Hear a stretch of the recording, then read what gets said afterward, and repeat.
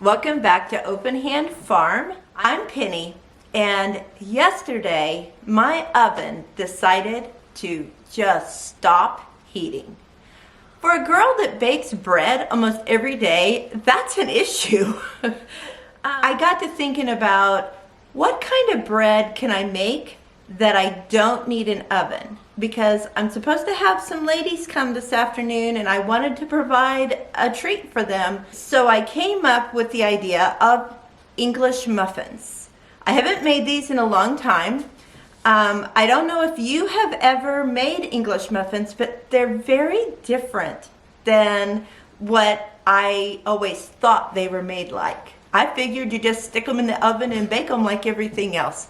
But they cook on top of the stove. So I mixed up some sourdough English muffins last night, at least part of it, and then I'm going to finish them up today while we're together so that you can see how I do it. The only thing you missed last night was I just added flour, water, and sourdough starter in a bowl. And this morning it's nice and bubbly and ready to go. But being the person I am, I kind of needed some bread on hand because we're completely out. So I decided to go ahead and mix up my bread recipe, and I'm gonna try cooking it in a Dutch oven on my wood stove. So we'll see how that goes. I have two different pans that I'm trying to heat up, and one is already hot, but my new Dutch oven that is cast iron isn't quite ready yet. But I'm gonna go ahead and get the bread going, and we're gonna give it a try. I have my sourdough bread mixed up from last night, and it's ready to go. I'm not going through all the directions of how to do this because I made a video that explains it. So I'm just going to go ahead and get this ready to put in those pots.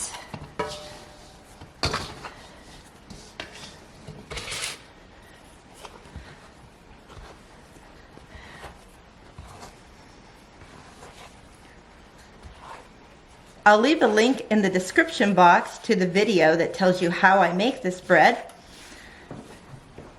But you can actually see right now how quick it is in the mornings when I'm making it and I'm not making a video about it. It goes really, really fast. And before you know it, you'll have 2 loaves of bread, assuming they'll cook on the fireplace. Now we're going to complete the sourdough English muffins. This is what your dough should look like the morning after. And like I said, this is just flour, water, and sourdough starter. I'm leaving my flour messiness here because I'll be using it to divide this dough into English muffin portions. So I'm just gonna work next to it. So now that I have this ready to go, it's been fermenting overnight, I'm going to add 2 teaspoons of salt, and those of you who have watched my videos know that I did a double recipe. I just never know why anybody would do one recipe when they could do 2. That means you don't have to do it as often.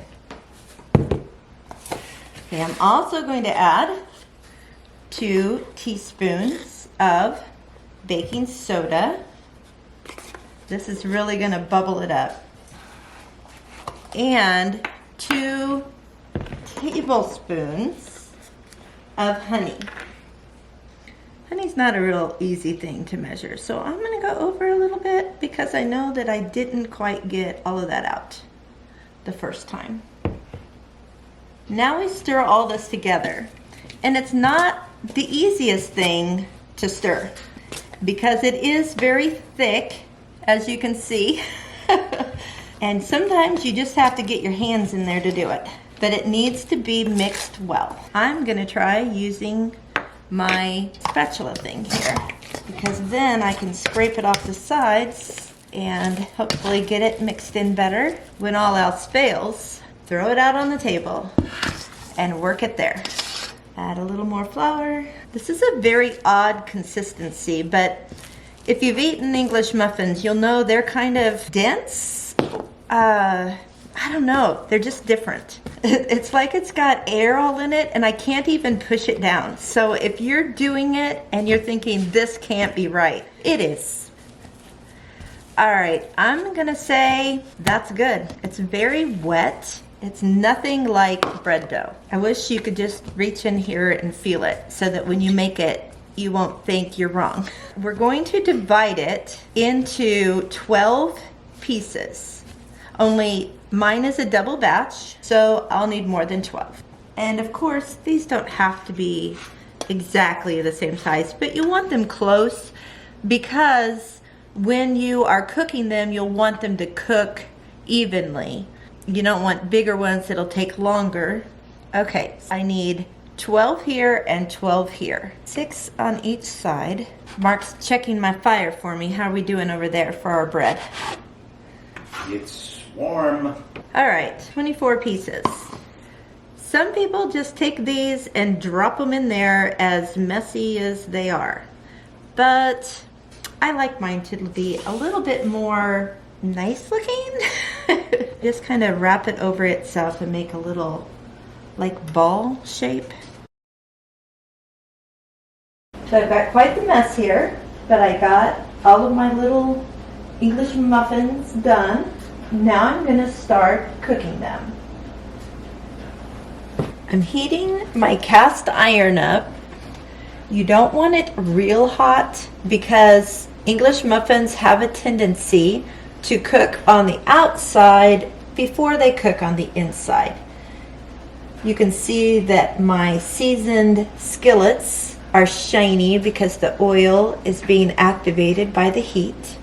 So they shouldn't stick, and I shouldn't have to add extra oil.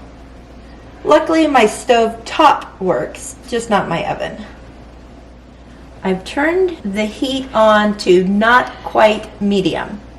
The recipe gives a number of 3 to 4, but I don't have numbers on mine, so I just did not quite medium. They feel like they're getting warm, so I'm going to go ahead and put some in there.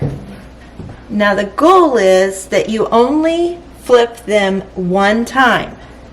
This one's kind of smaller. I'm going to keep bigger ones over here. And I think I can actually put them closer. I was just kind of afraid to. We'll see how that works.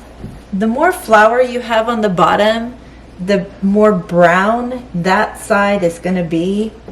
With it this low, it will not be a fast process. It's like you are making an oven on top of the stove. I feel like I'm cooking really fat pancakes. I think I'm going to turn it up to medium because we're making no progress whatsoever. We're getting a little brown there and there.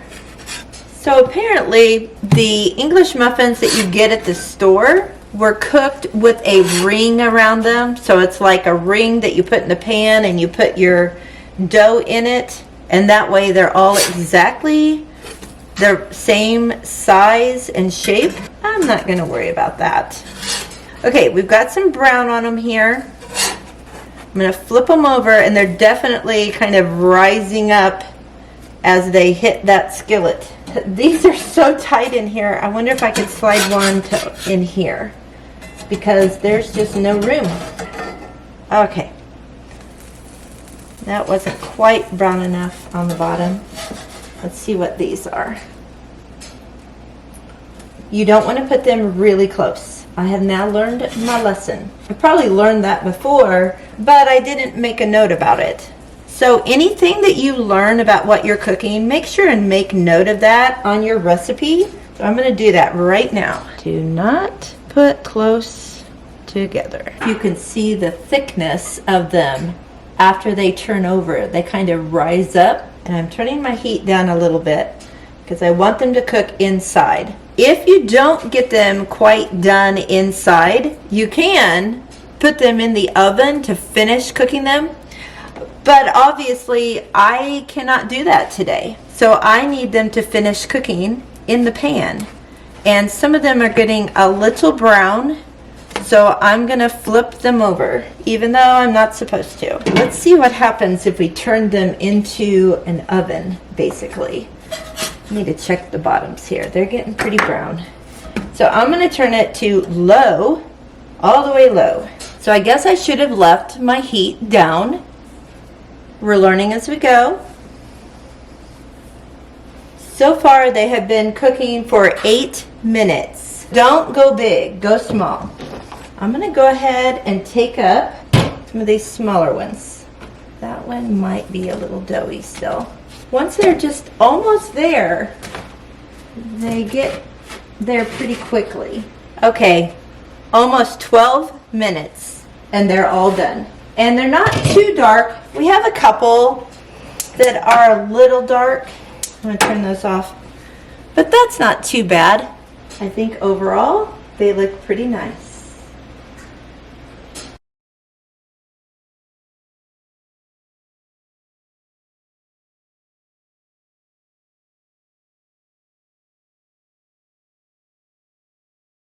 Okay, it's time to put the bread into the pots on the stove. The stove is very hot, which my normal temperature to bake my bread would be 455 degrees. I have no way to tell if it's 455 degrees. So we're just going to throw it in and see what happens.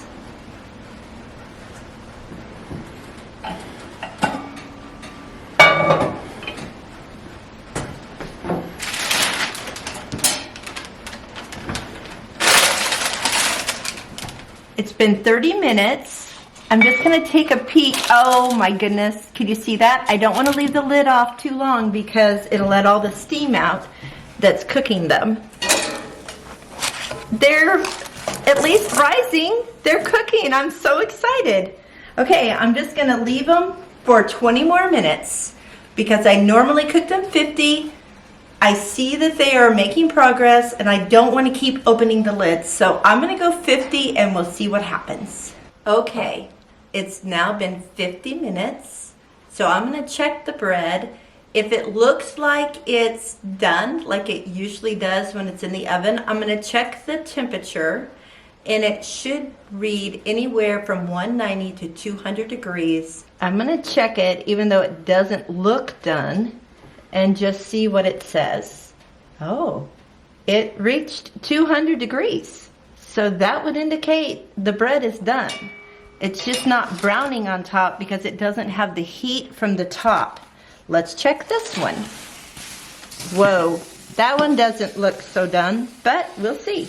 Wow, so it's almost 200 in the middle, but it's still doughy on top. I'm going to try something here. I'm going to try to flip it over so that the top can get cooked also, the outside of it.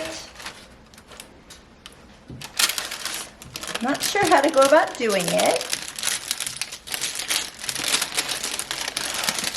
That's pretty good. Woo! It's very done on the bottom. Okay, that might end up flattening it out, but we'll see what happens. I'm just going to cover it up here. And we'll check it in about 5 minutes. This one is not sticky on top, so I think I'll leave it, but I am going to go ahead and pull it out. All right, I'm going to go ahead and take this one out and put it on my cooling rack. Whoops. Kind of see how that looks on the bottom. Oh, that's not bad at all. It beats not having bread. All right, it's been 5 minutes, so we're gonna go ahead and see what we got here. And I'm gonna go ahead and take it over to the cooling rack and look at it there.